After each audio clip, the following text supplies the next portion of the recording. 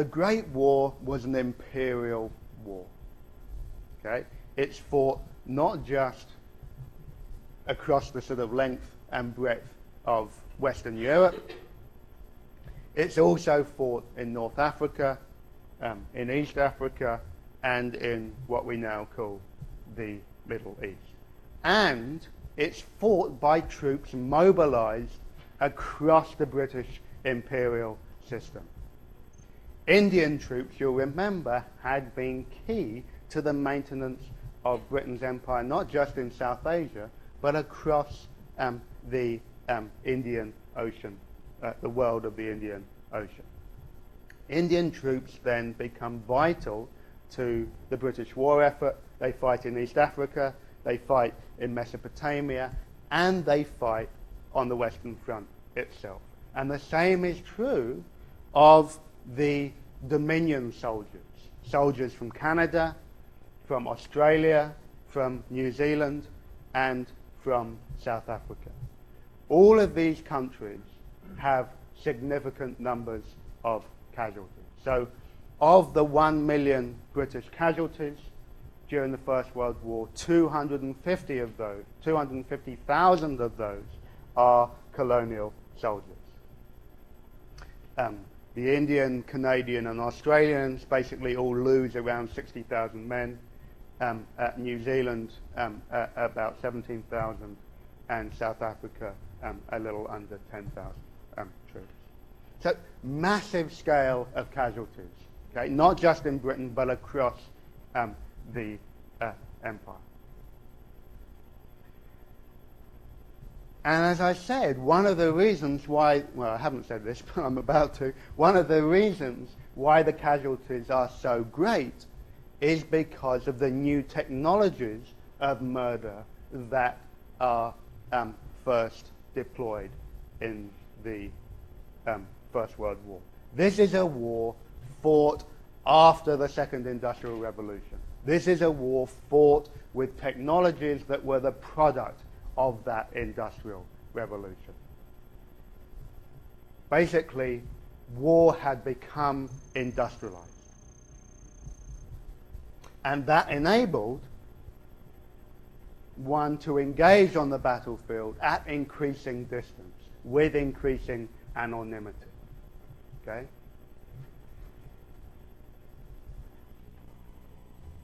First here, the first account I should give you here is of the rifle. Okay? This is not a rifle, but the breech loading rifle, which was developed in the 1860s, was an enormous innovation upon the muskets that had been used in the last great European war, the Napoleonic Wars, at the beginning of the 19th century. The musket basically had a range of about 50 to 70 yards. Okay? The breech loading rifle, you could not only load much more quickly, it had a range of about 500 yards. Okay? Suddenly you didn't necessarily have to see the whites in the eyes of the person that you were about to kill. But the real destruction came with the machine gun.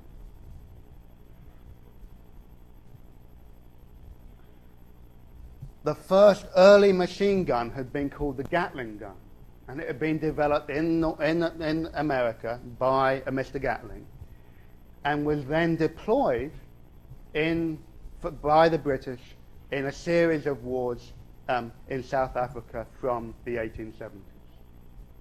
Okay?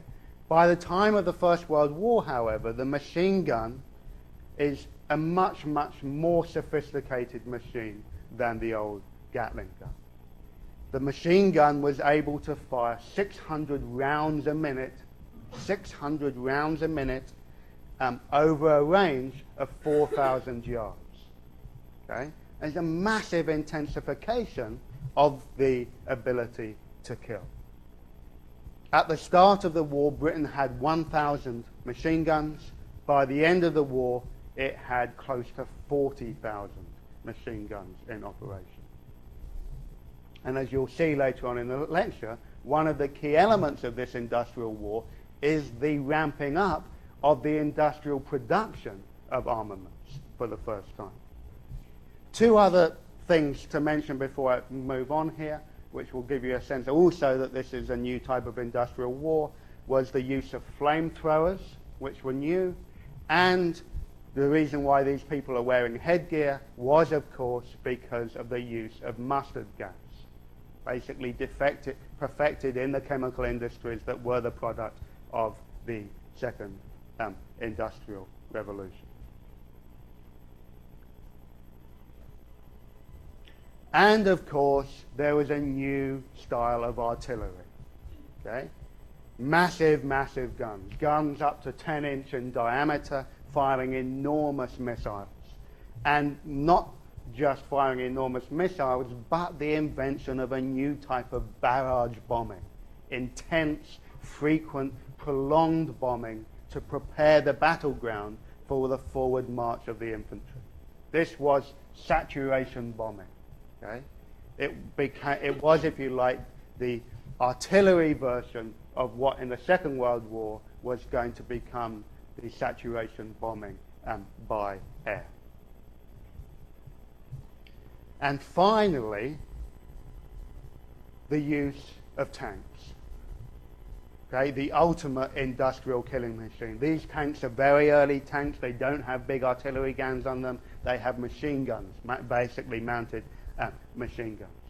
Okay, they don't play the key role that they were to play in the Second World War, not least because the conditions, the mud on the Western Front was so bad that they were actually pretty immobile. So totally a new type of warfare, and as ever, whenever you get something new, not entirely new. That is to say that there continued to be a big reliance, even in this highly mechanized industrial type of warfare, upon the use of horses, of bullocks, of cows to move equipment around. There's a very famous memorial in Kilburn Tube Station to the 483,000 horses and cattle killed during the First World War. Unlike the Mesopotamia theatre then, the experience on the Western Front was not one of mobility and adventure.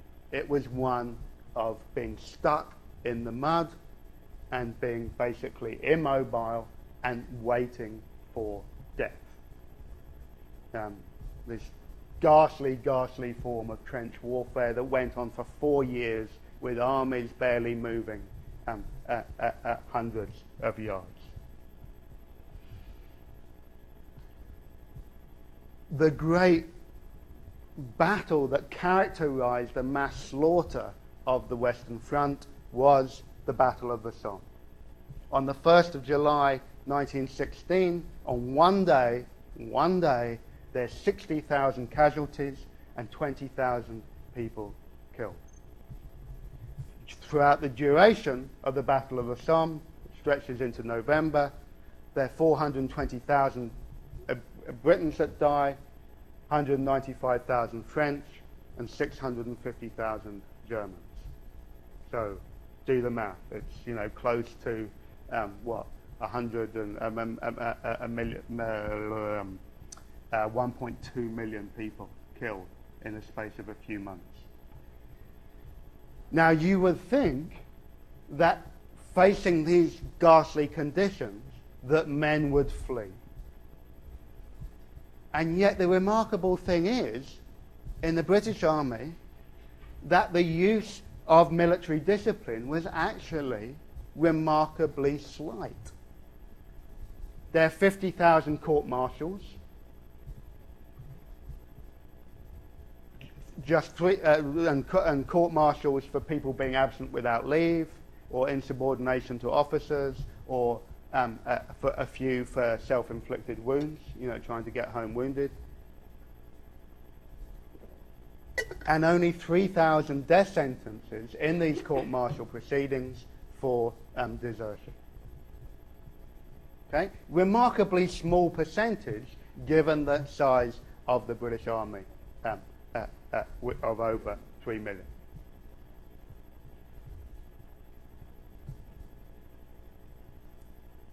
Now, you could, of course, argue that the 346 people shot for desertion, many of whom there's been a long-running argument may have been suffering from shell shock, and their relatives have tried to have them pardoned for their offences.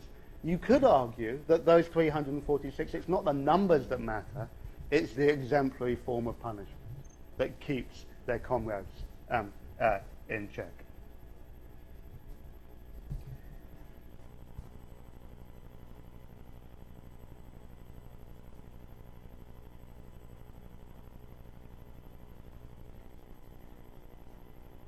I've just always found this is from a movie clip. I've just always found this just such a haunting and ghastly image.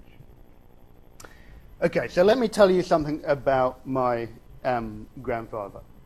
As I told you, he was nicknamed Jim. He came from a deeply respectable and affluent middle-class family in Hounslow, which, for you to place it, is basically where Heathrow was built over, Heathrow is built over where he used to live. So respectable that I'm wearing his signet ring, which I only ever do when I do this lecture. I have the family silver, which is to say, you know, the very posh knives and forks that came down through his line, and various other silver ornaments. He was privately educated, as people of that class increasingly were from the 1870s, and in the private school that he attended, he joined the officer training corps, okay, as all boys frequently did at this point. When he graduates school, and there wasn't really an exam, you pass 18, and basically he decided that he was going to sign up. And by the time he's 19, he is sent to France. He gets trained down in Oxford, and then he's sent off to France. His parents are unspeakably proud of him, unspeakably proud of him. They produced this volume of basically a typed up story of, it's called Ralph's War, I think, if I can find the front page. It is called A Young Subaltern in Flanders, Lieutenant W.R.E. Larking, 8th Battalion of the Middlesex Regiment, Territorial, Letters Home, edited by Dad. A simple record as told by extracts from his letters home of my son's military career while with the British Army in Flanders, 1917 to 1919. This book, which I found basically when my grandmother died, is a remarkably cheerful book. It tells of these heroic fun adventures and what an amazing time he had. Okay? And yet, he is in the heart of the action in 1917. He's at Passchendaele. He's involved in the Third Battle at Ypres. These are like ghastly offences. In this Third Battle of Ypres that he's involved in, 310,000 British died, 260 German casualties. I knew that he was a veteran of the First World War because he was gassed, and so his lungs were